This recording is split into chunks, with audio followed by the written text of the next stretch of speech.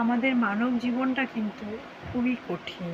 কারণ এতগুলো পশু পাখি হওয়ার পরেও আহ, কয়েক হাজার কোটি বার পশু পাখি হওয়ার পরেও যখন একটা মানব সৃষ্টি হয়, মানুষ জীবন আসে, তখন কিন্তু আমরা সেই সেই জায়গাটা থেকে আমরা অনুভূতি করতে পারি না।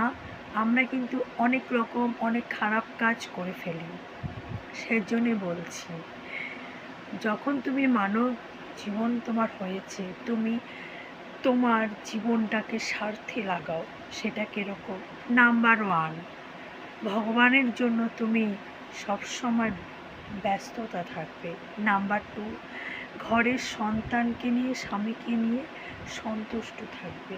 নাম্বার থ্রি, জীবনে তুমি এই সমস্ত জিনিস নিয়ে জীবনটাকে খুশি রাখবে। নাম্বার ফোর,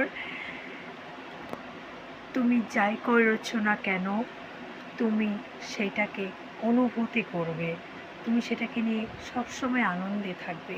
অন্যের কথা কানে দেবে না, দেখবে তুমি অনেক ভালো থাকবে। যদি তুমি অন্যের কথা কানে দিচ্ছ না, তুমি কিন্তু কোনোদিনও ভালো থাকবে না। পাড়ার লোক সবসময় তোমার কান ভেঙে দেবে, কারণ ঘরে অশান্তিটাই নিয়ে আসতে বলবে। কারণ পাড়ার লোক তোমার ঘরে শান্তি দেখতে চায় না, অশান্তিটা দেখতে চায়। নিজেদের লোকও তো এরকমই হয়।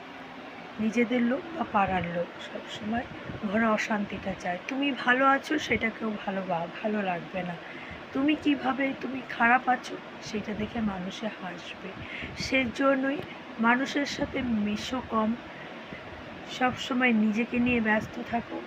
যে কাজগুলো আমি করতে বললাম সবসময় এগুলো নিয়ে থাকবে, দেখবে তুমি সবসময় ভালো আছো, আনন্দে আছো, ফুর্তিতে আছো। ওই মানুষের কথায় কান দিতে যেও না, জীবনে তাহলে শেষ হয়ে যাবে।